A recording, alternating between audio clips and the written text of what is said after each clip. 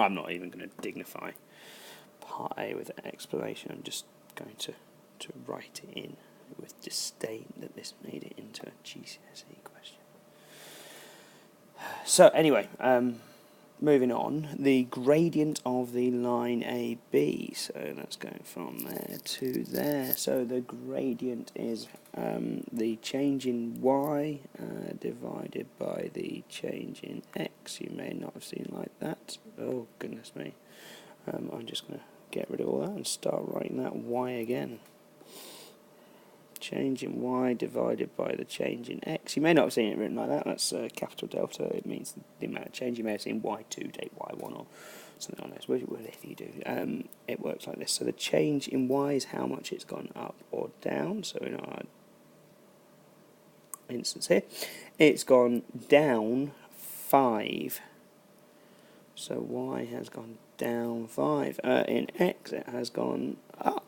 It's gone from 3 to 7. It's gone up 4, which means my gradient is negative 5/4 or negative 1.25. Works out a lot easier if you leave it in fractions generally. And here's a great example of why. Because we now need to find the equation of a line that's perpendicular to AB and passes through the point 0, 2. So 0, 2 is here, and it's perpendicular to our other line.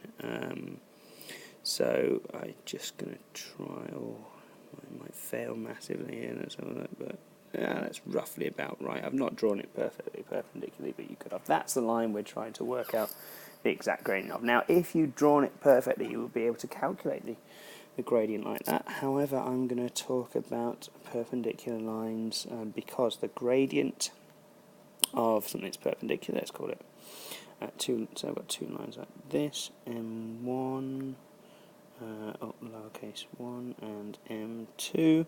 The gradient of M1 is a negative reciprocal of M2.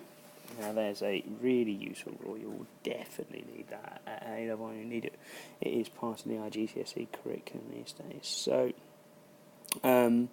if my initial gradient, so my new gradient, which I'm going to call M1, is negative 1 over negative 5 over 4.